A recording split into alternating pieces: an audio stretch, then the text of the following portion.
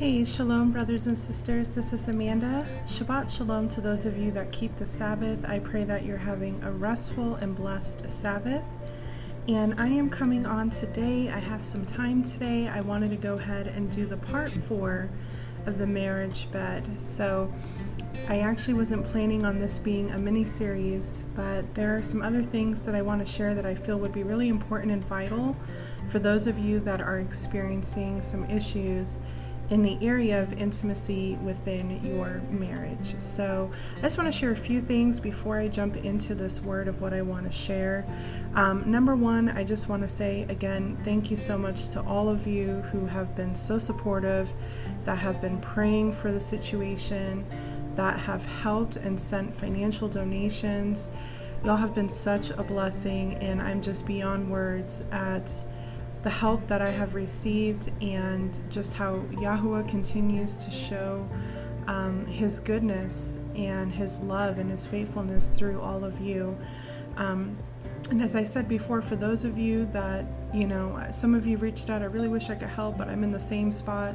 I completely understand. And again, your prayers is what is the most important right now. And, prayers are powerful, and Scripture says where 2 or 3 gathered, your prayers will be heard. And so praying has just been a tremendous blessing. And to those that can help or have helped financially has been a blessing as well. So I just wanted to say thank you so much for all your support and for your support for this marriage ministry as well. I know that this marriage ministry was supposed to be done after the 100th episode. And I did record other episodes. Don't know what happened to those. We still to this day don't know. I just kind of see it as a sign that it was something that Yah, I guess, didn't want me to speak about on this platform, or maybe just not now. So I'm sticking to just marriage words and advice and counseling, and so far that seems to be working. Those episodes before were personal things of mine that I was sharing, and even though it was good advice and help, I guess I'll just continue to share that on a one-on-one basis, I guess. So anyways, but I just wanted to say thank you all so much. This podcast ministry has been a blessing for me and has been a tremendous way to be able to serve others and to serve Yah, and I'm just so thankful for that opportunity, no matter what ends up happening. So I wanted to say that, and then the next thing that I wanted to share was, unfortunately, I got some negative feedback with the episodes that I published, the marriage bed, part 2 and part 3.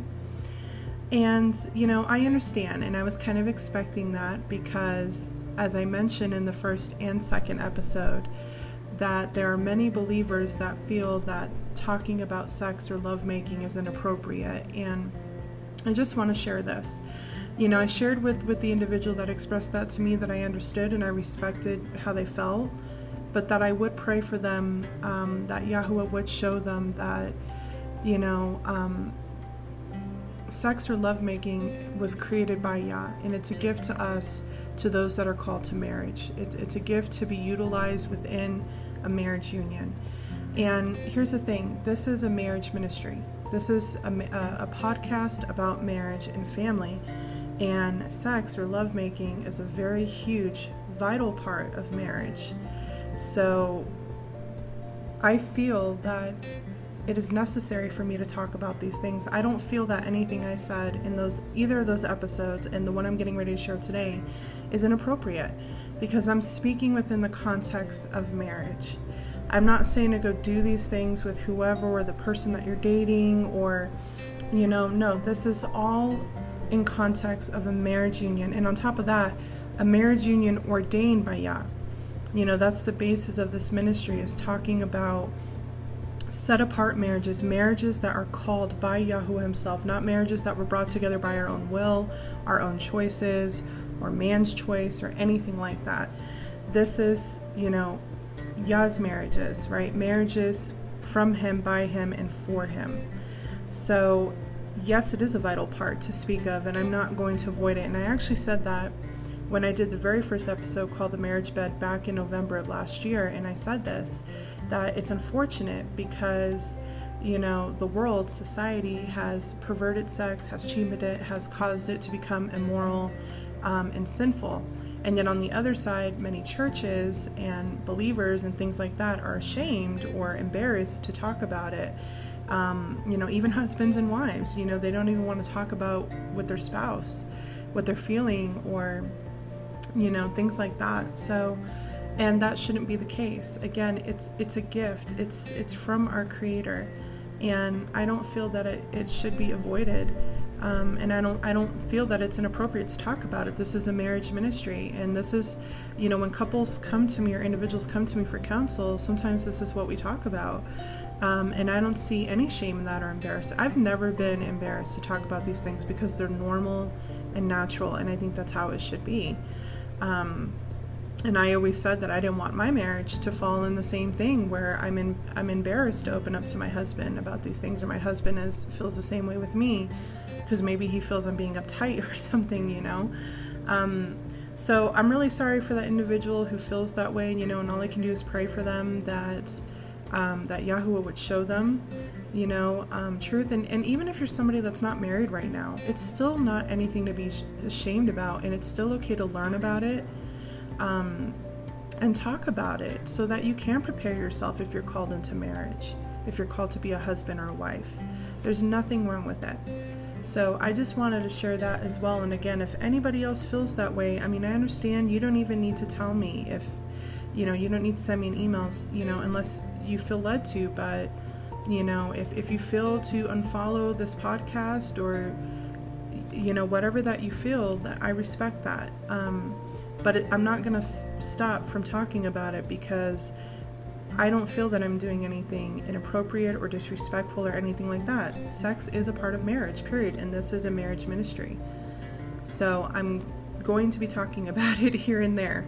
Now, this will probably be the last I'll talk about it for a while, unless, Yah leads me to touch that again on the ministry. And of course, anybody that comes to me via email seeking counsel, and maybe that's something they need to talk about, absolutely. I'm not going to turn them away and tell them, no, I'm not going to talk about it because it's shameful, because it's not. So I just wanted to add that for anybody else that maybe feels that way.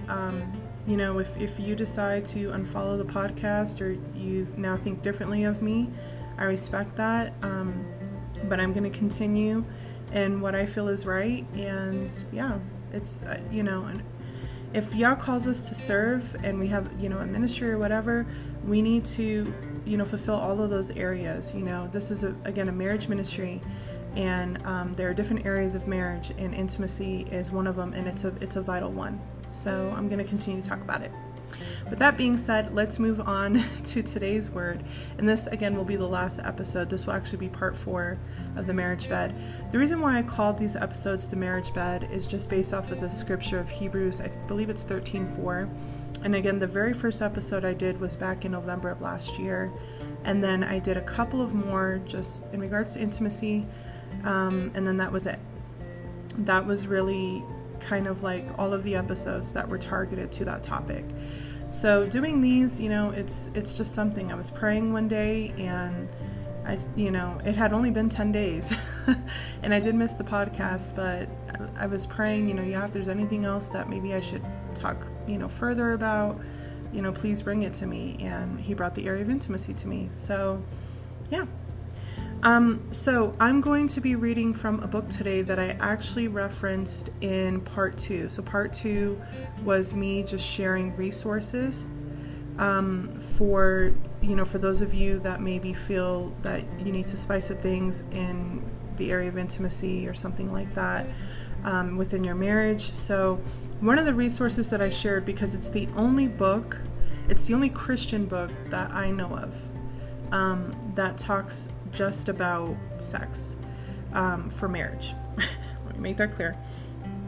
I don't know of any others, and I actually have this book because it was gifted to me. So here's the thing with this book. Even though I offered it as a resource, I don't fully agree with everything in this book. I have read through it, and it's kind of one of those situations, and I actually put this in the description of part 2. it's one of those situations, that saying that goes, chew the meat, spit out the bones. So I was able to glean from this book, but there's a lot of things in here that I don't agree with. And I'm not going to go over what I don't agree with, because that's going to take away from today's word. There's just no time.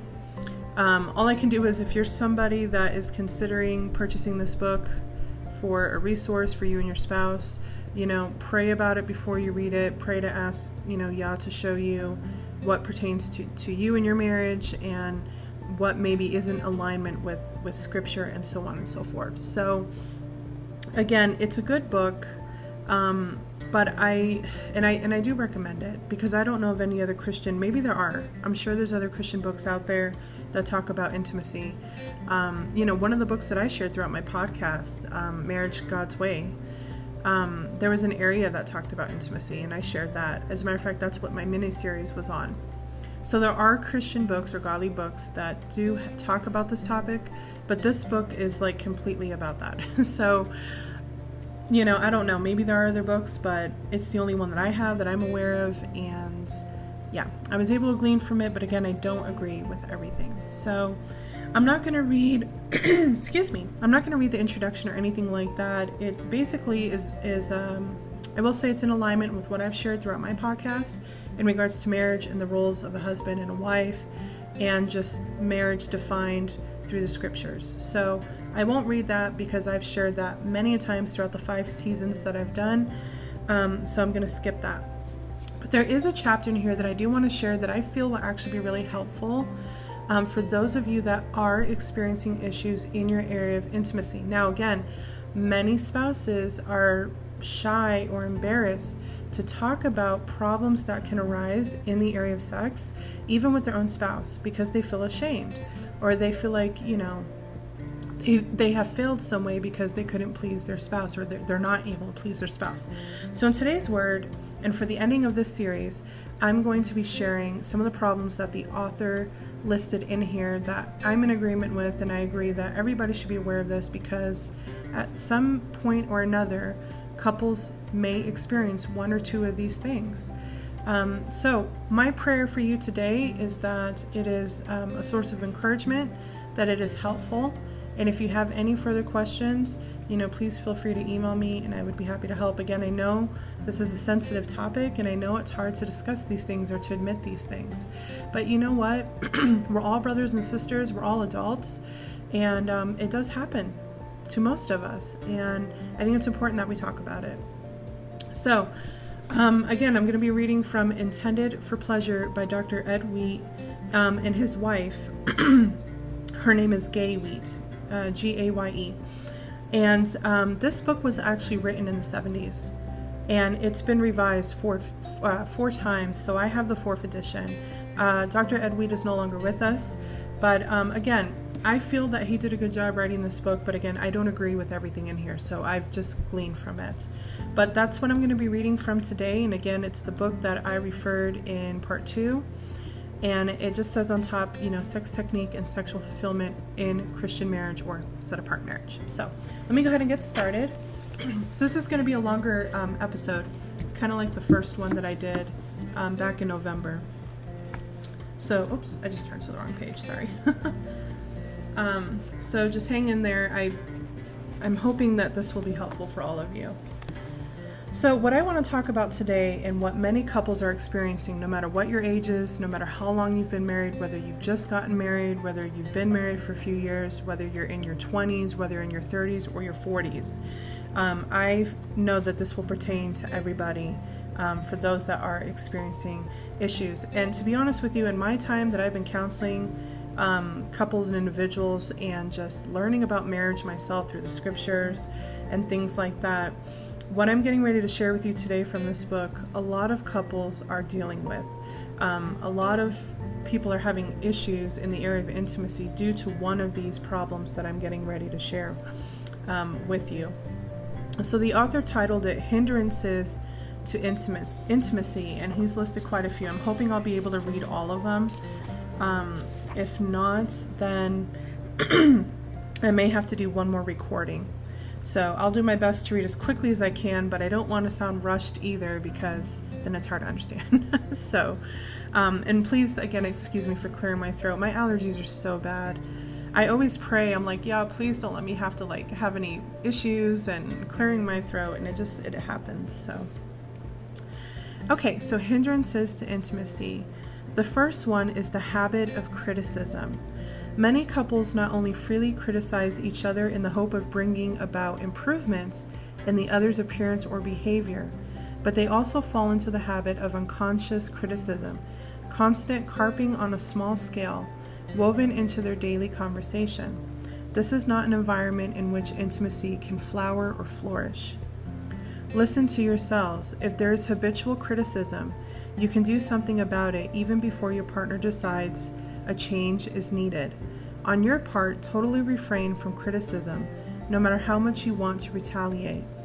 Instead, serve your mate PEAs. Replace those critical words with positive words of praise and encouragement and appreciation. I talked about this a lot in my podcast as well. So not only just in marriage generally, to praise and encourage and appreciate your spouse, but also in the area of lovemaking. It can reverse the whole trend of your relationship, and you will begin to see just how impoverished the two of you were before, when you were unable to sit down and just enjoy talking with each other in an atmosphere of open sharing. Okay? So the next one that's mentioned that can be a hindrance in intimacy is bottled up anger and resentment. This is a huge one. I've actually heard this being quite a common one.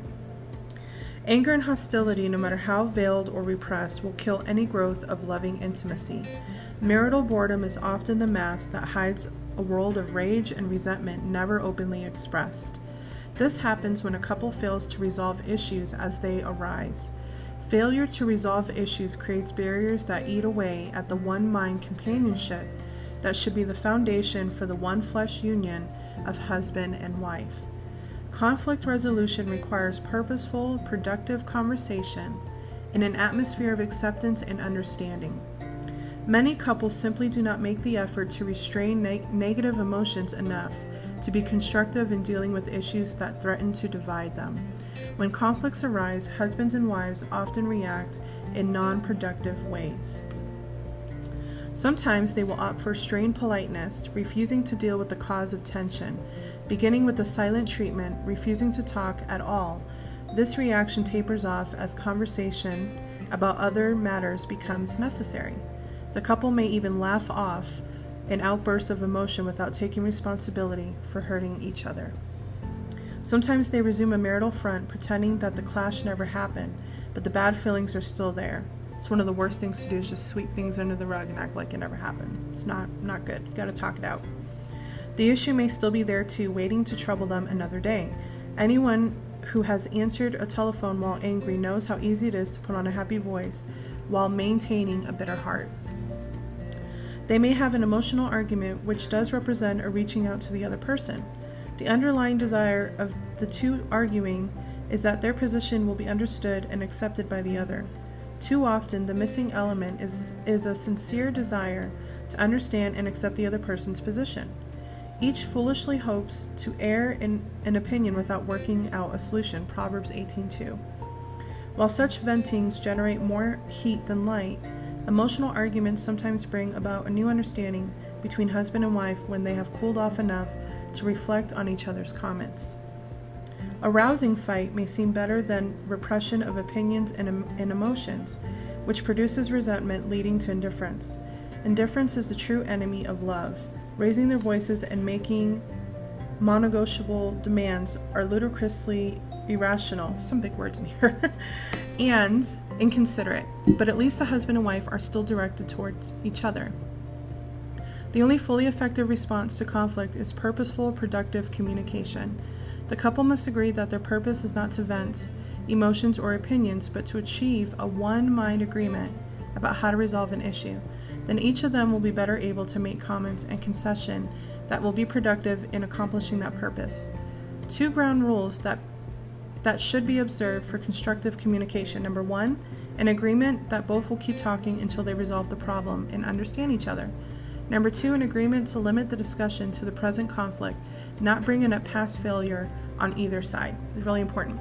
Another thing here is I want to pause because I'm looking through here, and it's not in the list that I'm going to share, but it is in the book, and it's actually right before what I'm reading. But I do want to throw this in here. Other issues that couples run into is for the wife. A lot of wives have trouble with orgasms, achieving orgasms, and that's actually quite common. So there's an issue there, and the book talks about it. I won't go into it because it's going to take time away from what I'm trying to share here, but I know it is a big issue for a lot of women, for a lot of wives out there.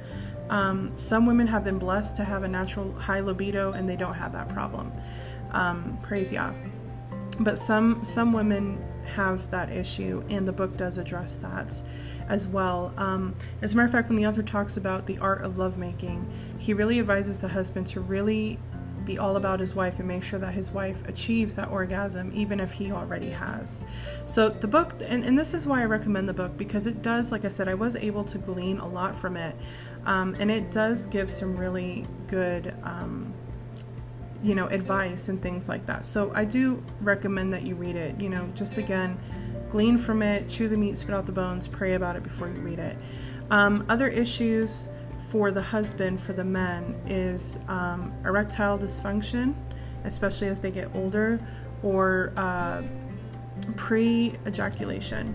And the book does again address the erectile dysfunction, and it does address the pre-ejaculation issue. There's actually something that both husband and wife can do together to help the husband not to pre-ejaculate and things like that. So again, the book talks about all of that. I recommend that if that's an issue that is going on in your area of intimacy in your marriage, I would definitely get this book and read it and study it. Pray first, read it and study it. I have found that there are some great resource and advice in there.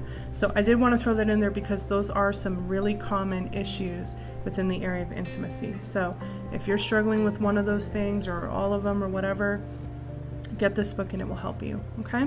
So I did want to mention that again. Wives that have trouble with achieving orgasm, and then husbands that maybe have trouble with erectile dysfunction or maybe with pre-ejaculation. So the book talks about that. And again, I'm not going to go into that because it's not in what I plan to read, and I got to be careful with time. So if that's something you do want more info on and maybe you can't get the book, send me an email and we'll discuss it. All right, so the next one is failure to communicate. There really cannot be intimacy without communication, a sharing on both verbal and nonverbal levels. One partner may actually attempt to keep the relationship superficial because he or she is afraid of intimacy, afraid of closeness developing. Most people, however, can learn to communicate with practice if they really want to. Communication requires a listening love as well as a willingness to be vulnerable, to try to put into words what one is feeling and trust those words to the partner's understanding. The next one is lack of trust in one's partner or oneself. Mutual trust is one of the essentials of intimacy. It takes time and care to build this trust, but a different problem arises when an individual does not have a good feeling about himself. This can cause fear of intimacy because intimacy is reciprocal. To be intimate is to exchange, which means that one must have something to give. A person with a low self-image may feel that he or she has nothing to give and may try to hide this fact by distancing himself or herself from family and friends or their spouse. Sometimes people shrink from deep emotional involvement because they have been hurt by close relationships. Often this happens when they were children and too young to understand and work out the problem. The pain that lingers from these experiences can be healed by replacing the remembered pattern of pain with a whole new pattern of pleasure and emotional closeness. This again takes time and loving patience on the part of the mate, who must woo and win the other's confidence, but it can be done and must be done if the two are ever going to enjoy an intimate relationship. And I did talk about this too in one of my episodes. I actually talked about how sex can be healing, lovemaking can be healing. There have been spouses that literally are healed by these types of things because of the love and tender affection and things like that that their spouse showed to them. So it's really a beautiful thing, honestly. It's really incredible. So if that's something that you are having issues with, I would definitely pray about it, and then talk with your spouse and go from there. Okay, the next one is anxiety about one's physical appearance. I know many brothers and sisters, myself included, I was this way for a while too, where insecurities and just low self-esteem and things like that about your appearance really gets in the way of lovemaking, okay?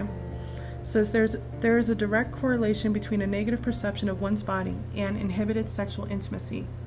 Free sexual interaction, or even the intimacy of sharing a bedroom, cannot be enjoyed when a person is embarrassed about his or her body and trying to keep it covered at all times.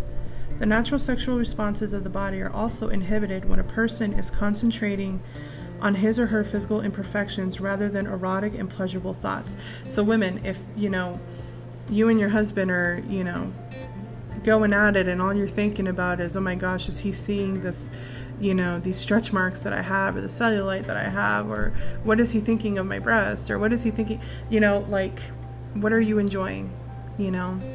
I think I talked about, I can't remember if it was part 2 or part 3 that I talked about this, that, I was saying to wives, your husbands want to see you nude, okay? Like, they're not going to notice all these imperfections, and they're certainly not going to point them out. They're just going to be happy to see you before them nude. You know what I mean? Men find women's bodies beautiful regardless. And if they don't, then honestly, you're with the wrong person. Because the person that Yah has for you is going to accept you for who you are. As long as you're taking care of yourself to the best of your ability, and vice versa. Same for husbands, wives, same thing. As your husband gets older, he's going to experience changes as well, But it's important that we accept one another, and that's where that unconditional love comes in as well, okay? All right, so let me get back to reading here. So, let's see. It is amazing but true that many people feel quite unlovable just because of some aspect of their body, and they are convinced their partner has the same negative feelings towards their appearance. The one thing that the partner can do is communicate his or her appreciation verbally for every part of the mate's body, always praising and never tearing down. The individual with this anxiety concerning his or her appearance should look on it as a spiritual problem. Of course, if any practical improvements can be made, they should be. But the person needs to meditate on 2 spiritual principles. Number 1, Yah has given me these attributes. I praise you because I am fearfully and wonderfully made. Your works are wonderful. I know that full well. Psalm 139:14. Therefore, I need to take the best possible care of my body and develop a positive feeling toward what Yahweh has given me and the way he has made me. Number 2, Yahweh planned that husband and wife are to be naked and unashamed. That is something I've told couples too. Remember, you're supposed to be naked and unashamed in front of one another, right? As husband and wife. Okay, let me start over. So Yahweh planned that husband and wife are to be naked and unashamed before each other as part of the one flesh relationship. See Genesis 2:24 and 25. Therefore, hiding my body from my mate is not scriptural. So there you go. For those of you that feel that way, myself included, this is what we need to remind ourselves, okay? Okay, spectatoring, I hope I'm saying that right. Spectatoring during lovemaking. This is the next one. So spectatoring is a therapist's term for apprehensively observing one's own behavior during lovemaking because one is so anxious about performing well sexually. I know a lot of men have this problem. A lot of men struggle. So the one I talked about before, the anxiety about one's physical appearance, usually is more about wives. This one here with the performance, a lot of husbands struggle with. It says this can be remedied as an understanding partner helps the person turn his or her attention to sensual feelings and the pleasure of non-demand physical caressing.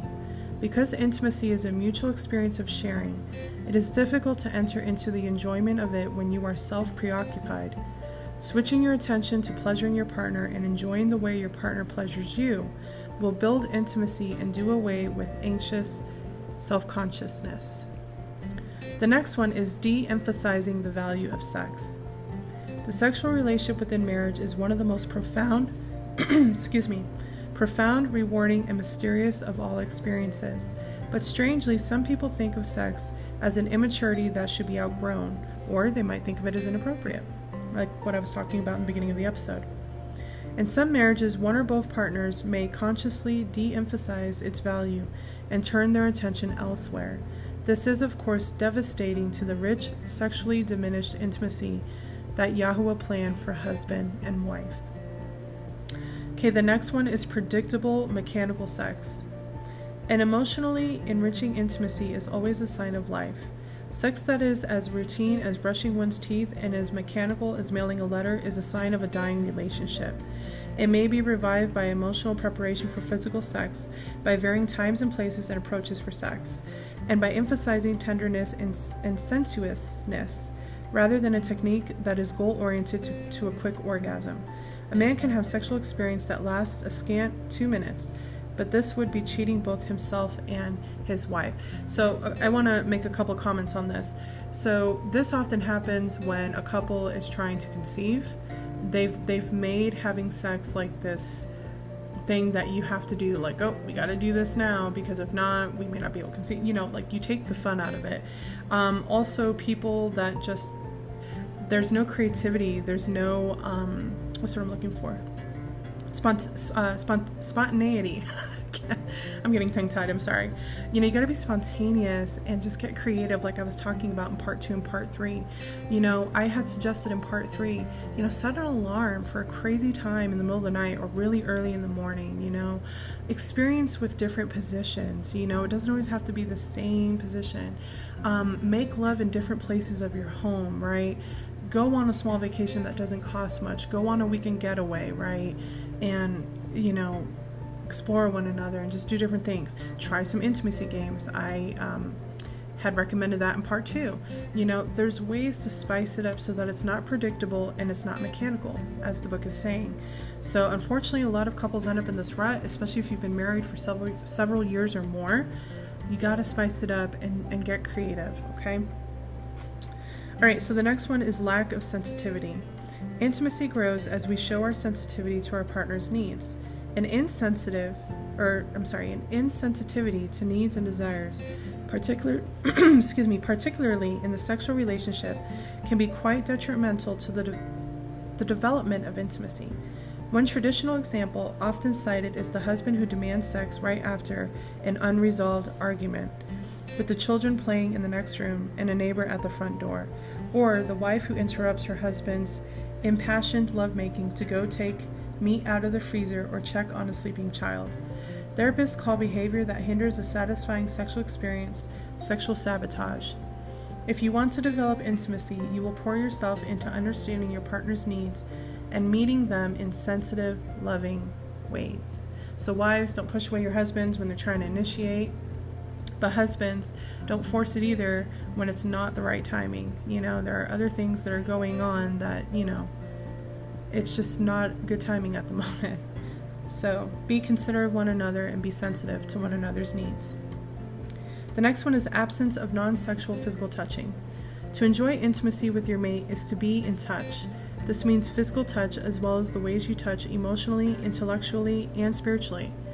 Very, very important. I always say, if you can afterwards, if you have time, pillow talk. That's where you have really profound conversations, and you just kind of get to learn your spouse more and more. I think that's really important. He goes on to say, I have observed that married people need physical touching of an affectionate, non-sexual nature to retain the feeling of being in love. So hugs, holding hands, wrapping your arms around your spouse, kissing. Kissing is very intimate and very important. So he goes on to say, let's see here. Emotional sexual intimacy cannot grow unless you touch often, gently, sensitively, freely, without fear of rebuff or misunderstanding. Intimacy requires cuddling, snuggling, sitting close to each other, holding hands, and kissing as a part of your daily life. Too often after marriage, couples use touch only as a sexual signal, but this should not be. Sex cannot be expected to meet all your needs for physical contact and affection. To build intimacy, you must keep in touch every day. Okay, the next one, media distractions. Boy, is this not an issue nowadays. Media watching may seem less significant than other factors we have mentioned. However, which again, in these days, remember this book was written a long time ago. These days it is a huge thing. However, it promotes passivity. People wrapped up in electronic media has neither the motivation nor the energy to develop an intimate relationship. Media can become so hypnotic that one does not realize how much time is being taken away from companionship with one's spouse. Before I read on, I do want to share this. I've said this before. I can't remember what episode. If you or your spouse have a social media platform, like let's just say Facebook, right? Because that was the only one I had. And right now it's deactivated. Say you and your spouse, before you come together, you each had an account, okay? When you marry, I highly suggest that you both delete those accounts and you create one together, okay? So for example, say the couple is John and Sally. So create a page and it says John and Sally Smith, and that's your page. You know what I mean? That way it avoids a lot of things. Also limit your time on the phone, especially if husband, you work all day long and you come home, the first thing you do is hop on your phone to check out Facebook or whatever. That's not good. Your wife should be a priority, and your kids, if you have kids. Right, save that for every now and then, or do it together. If you guys have, again, you create an account together, go on together. Maybe that's your way of staying in touch with family or friends that are long distant, things like that. But don't make it something that you're doing every single day instead of connecting with your spouse. Okay, this can turn into a source of real friction. One partner stays up to watch late night programs or to finish a computer game and then expects the other to still be alert and ready for lovemaking when he or she comes to bed. Sometimes the television or computer is used deliberately as a means of avoiding sex. So weigh your priorities and decide which you would rather have: a life spent passively staring into a screen, or an intimate relationship with your marriage partner. Now again, please understand, I did receive an email. This person clearly is in a counterfeit relationship. So these things don't count, because you're going to experience the opposite of all these things at some point, even if the foundation of that counterfeit relationship was sex. Okay? Eventually, you're going to come to a place where no longer these things are going to be, you know what I mean? So again, I'm sharing all this in the context of a Yah-ordained marriage, not a counterfeit relationship, not anything you put together yourself or anything like that. I just feel the need to say that. Okay, let me continue on. The problem is compounding, of course, if the content of one's media interaction is sexual. Internet pornography gives the illusion of intimate physical experience, while in reality, it is immoral, of sexual excess and perversion. Up to this point, you and your partner may have developed no more than a fraction of the intimacy you both are capable of. Use the spiritual dynamic of hope and look on your untapped potential for warmth, caring, and tender sharing as an area where you can grow together as you consciously seek to build a lasting intimacy. The kind of growth does not happen quickly, but gradually, the way people themselves grow. And you will find as you make progress that coming to know a loved one intimately is never boring. The rewards will speak for themselves. Praise Yah. All right, next one, prescription for intimacy. We could give you endless lists of suggestions for building sexual intimacy in your marriage, but we are going to prescribe only 3 things. These are broad guidelines that reflect what therapists call the 3 functioning aspects of human intimacy, which are love, sensuousness, and sexuality. The first guideline has to do with love, for that is the only way to build trust. Okay, the next one is establish mutual trust. You cannot build intimacy when you are trying to protect or defend yourselves. You cannot build intimacy when you are afraid of exposing your needs and frailties. You cannot build intimacy unless you feel safer with your partner, both emotionally and physically, than with anyone else in the world. I've talked about that before. Intimacy grows only in a place of safety. Because human behavior is organized around the seeking of pleasure and the avoidance of pain, you must treat your partner in such a way that he or she will always identify you with pleasure, not with emotional pain. When husband and wife are afraid of hurt, rebuff, criticism, or misunderstanding from each other, they will find it difficult to touch affectionately or share freely. Yah's word shows how to establish the trust that builds intimacy in 2 concise statements. Number 1, love covers a multitude of sins, 1 Peter 4:8. Number 2, love builds up, 1 Corinthians 8:1. In other words, number 1, overlook mistakes and never criticize. Number 2, always encourage and give your partner the precious gift of sympathetic understanding. Yes, very important. Because we are going to make mistakes. Okay, criticism can be the death blow to love and intimacy. It never changes anyone for the better. It only succeeds in putting miles of emotional distance between a husband and wife who are longing inwardly for closeness. Praise, on the other hand, has power to enhance the relationship while strengthening and inspiring the individual to higher attainments. To give your partner unconditional love, that love we call agape, I've talked about that in my first season of this podcast, is the very best way to win his or her trust. If you want to find out how to love unconditionally, please read chapter 10. Okay, the next one is learn to enjoy sensuousness. I had never heard of that word till now. Sensuousness is defined by therapists as the need to be held, fondled, caressed, and touched. Who doesn't want that, right?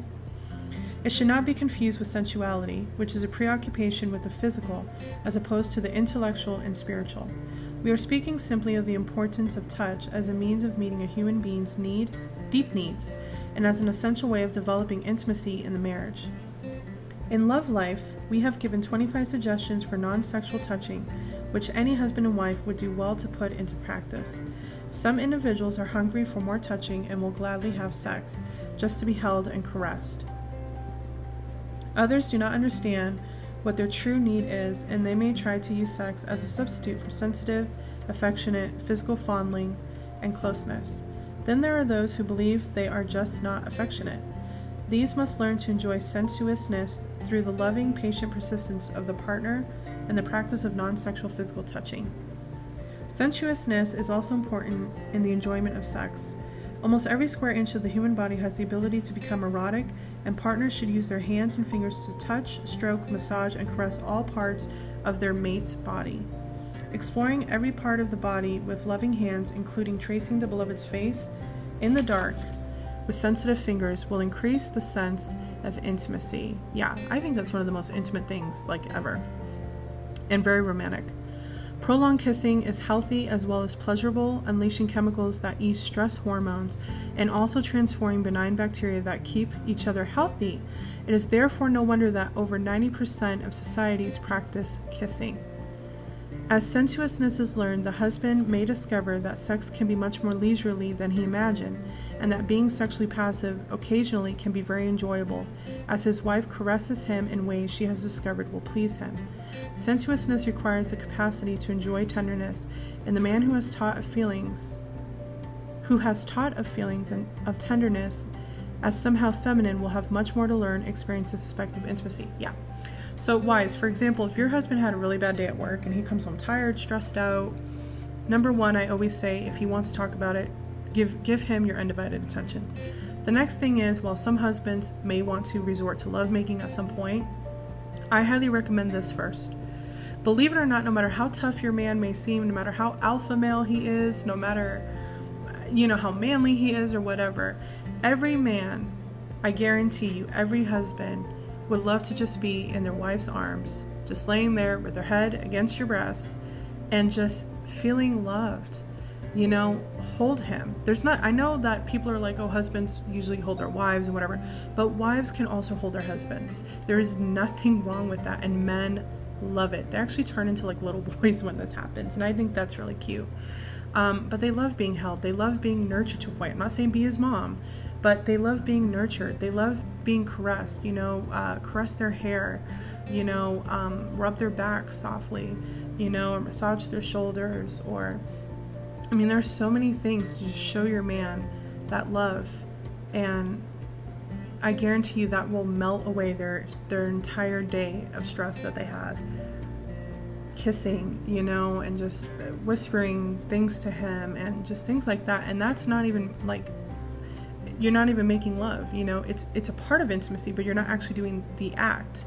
But believe it or not, that alone will help out tremendously. So wives, give it a try with your husbands. It doesn't always have to be the husband to always initiate. I talked about this, and I can't remember if it's part 2 or part 3. It doesn't always have to be the husbands that take the lead and initiate. Wives, you can do that as well, and trust me, your husband will be so glad that you did. He will absolutely go crazy and appreciate it, okay?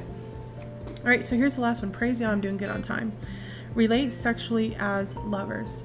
After sex, most men want reassurance that they have been good lovers, and most women want reassurance that their husband has been pleased, enchanted, and satisfied.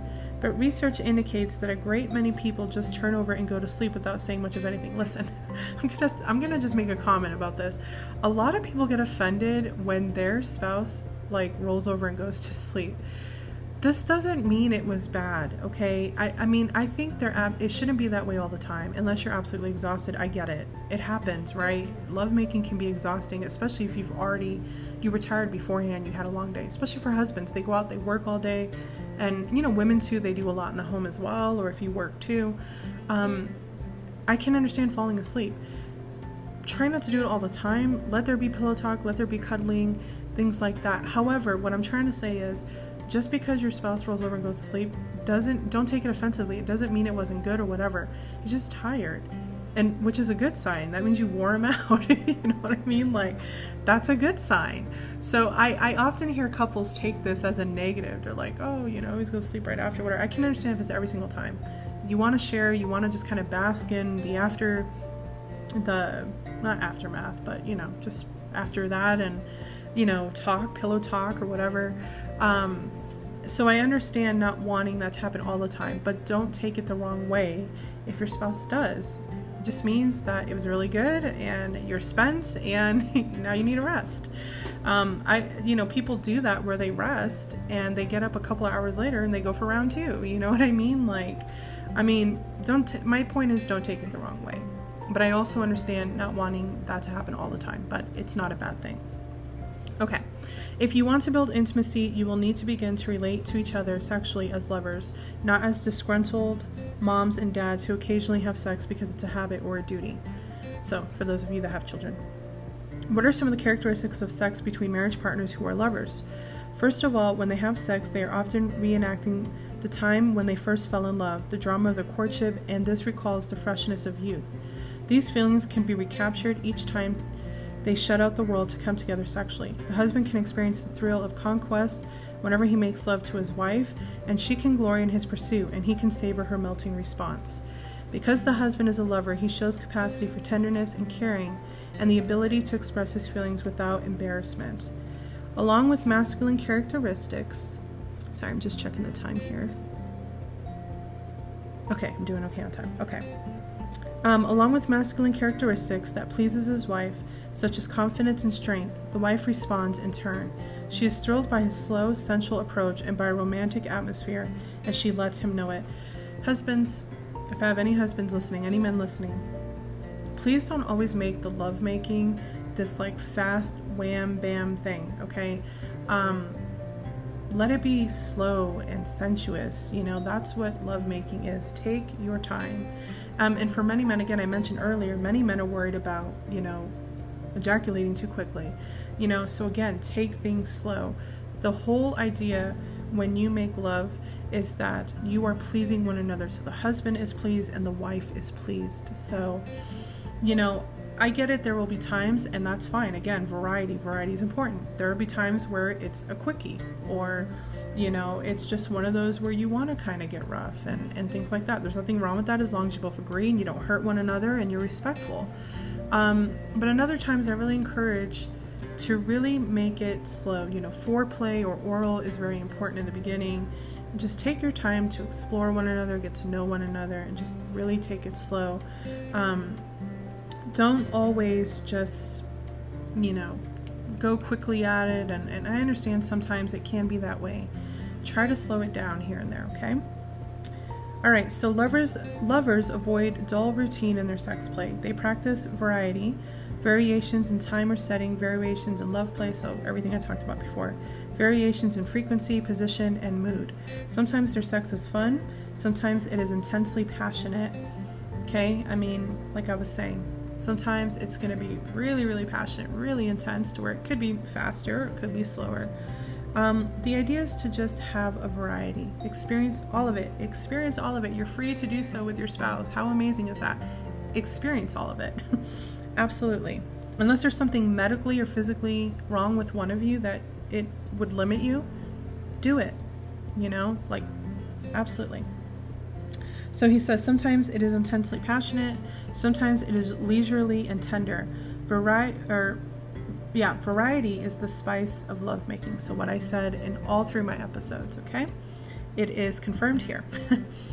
Lovers enjoy each other as man and woman. They spend time together, pre-foreplay time, taking walks, or perhaps just talking in front of a fire in the fireplace, when they can be alone, or again, pillow talk. They can go away together for a night or a weekend or a few days to refresh themselves and renew their relationship. Also mentioned that before.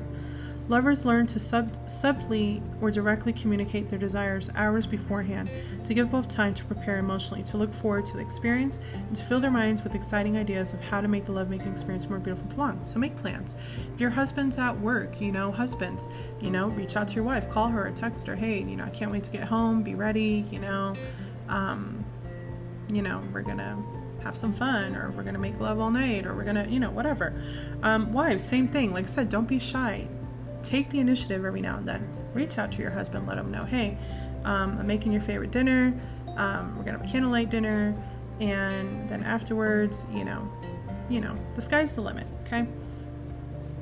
All right, so, let's see. So look forward to the experience and to fill their minds with exciting ideas of how to make the lovemaking experience more beautiful and prolonged.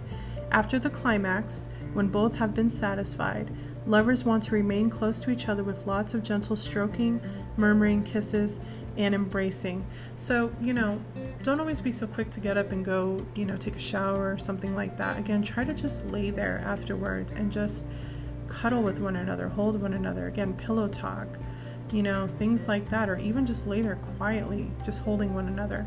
Don't always be so quick to get up and go take a shower, or go eat something, or go, you know what I mean? Like, try to really just bask in, I don't want to say aftermath. I feel like that isn't right, but you know what I mean. Anyways, they sometimes want to maintain the warm glow with the conversation of a special nature. Nothing mundane is allowed. No talk of home repairs or money problems or Johnny's bad report card. So, focus on one another. Don't talk about everyday stressors in life and all those kinds of things. Try to make it about the two of you. And the relaxed afterglow, there you go, afterglow. I was trying to think of, I'm like, aftermath is not the right word. I feel like that's more for like negative things. Okay, so in the relaxed afterglow of lovemaking, while still in each other's arms, they want to talk about each other, perhaps the history of their love affair, or even what you've just done. Talk about how much you liked it or enjoyed it, or how much you love them, things like that.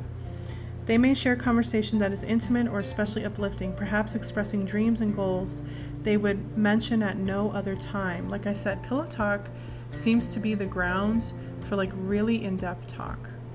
I don't know why that is, but that seems to be when spouses just share and bear all. It's really special. It is a time for private laughter and always for complimenting each other as lovers, thanking the other for the beautiful experience, and perhaps praying together before they fall asleep with gratitude for the way that Yah has blessed them even in their lovemaking. I talked about this in part, I think it was 2 or 3, I can't remember which one it was.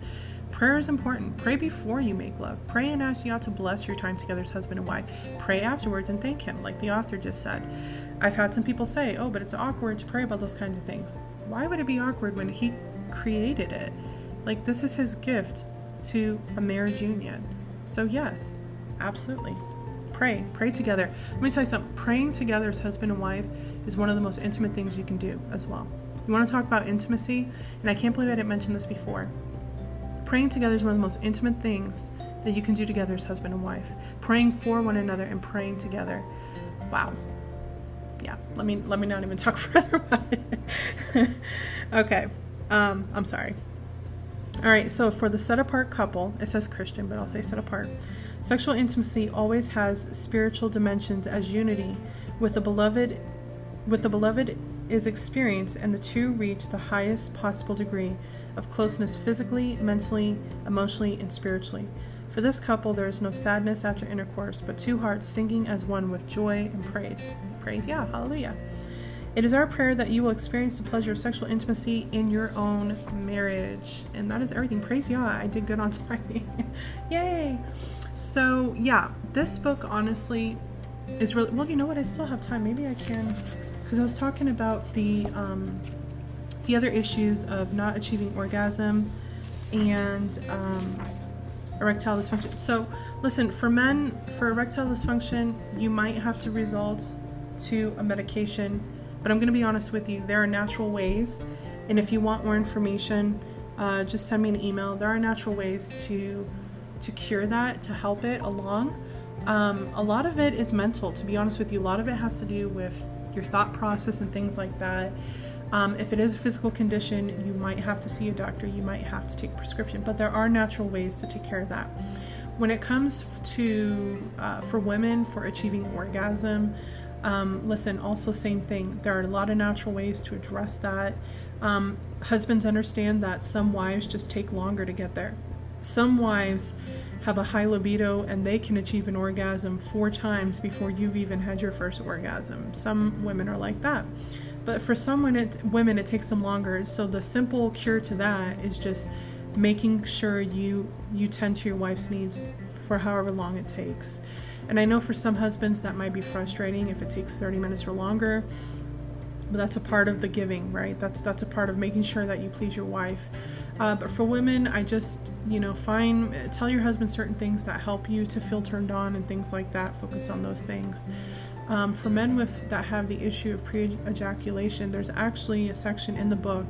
There's actually a certain position that you can do, and or not position, but it's like this practice that you can do. And so what it is the wife sits up against the headboard or whatever, and the husband lays down with his feet towards the wife in between the wife's legs, and there's this practice that you do that wives, you stimulate your husband, and when the husband feels that he's getting ready to have that pre-ejaculation, he lets his wife know, and what the wife does is she gently but firm enough squeezes his penis.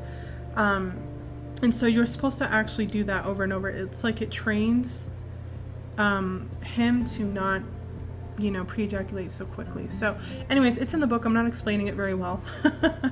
I'm not reading it because I'm running out of time, but I feel that that's an important thing, and if that's an issue that you're experiencing, again, the book is good. I don't agree with everything. There are some things in this book that I just absolutely don't agree with. I don't feel it aligns with scripture, and can probably even confuse people. But there are some good things to glean from. What I just shared in today's word was one of them. What I just shared about the tips about helping the husband with other disorders and things like that. I agree with all of that. How to make love slowly, and just make sure that both husband and wife are going to lengths to make sure that the other is pleased. All those things I agree with, and I feel that a lot of couples can take from that. So again, if you are interested in the book, it's called Intended for Pleasure by Ed Wheat. This was gifted to me, but I know you can get it off of Amazon and probably anywhere else. You can probably even find it in your local thrift store, things like that. Again, it was published in the 70s, but it's been revised quite a few times. So mine is the 4th edition. That's probably the most recent one. So if you're interested in that, go ahead and get it. It's not too expensive. But yeah, if you have any questions, just please reach out. I pray and hope that this was a source of encouragement, that it was helpful and a blessing to those who are in their marriages, or even if you're getting ready for your marriage, that, you're able to take from this, you're able to glean from it, chew the meat, spit out the bones, and that it is helpful, whether you're experiencing issues now or you might experience down the road. Again, majority of what I read, many of us have experienced at least once, so, or at least have one of those problems going on that could affect the area of lovemaking. So, all right, that is it for this series, the Marriage Bed series, which, praise Yah, that was just a complete spontaneous thing. Again, I pray it's been a source of encouragement, helpful for you. Be on the lookout, because I have one more bonus episode that I will be doing, and then I believe that will be it for a time, because the month of July is going to be a very busy month, and there's a lot that I need to focus on. So be on the lookout for that. I'm waiting for the book to come in, and once that book comes in, I will be sharing from that book. It's going to kind of be like a wrap-up. It's just going to kind of end the podcast with everything that I've shared throughout all 5 seasons of just talking about marriage, Yah's way. So be on the lookout for that. That'll probably be an hour episode, and I think it'll be a real treat for those that are interested. So yeah, anyways, enjoy the rest of your Sabbath. I pray that it's a restful one and a blessed one. And thank you all so much for your support and for listening. I love you all, and I'll talk with you in the next episode to come. Shalom.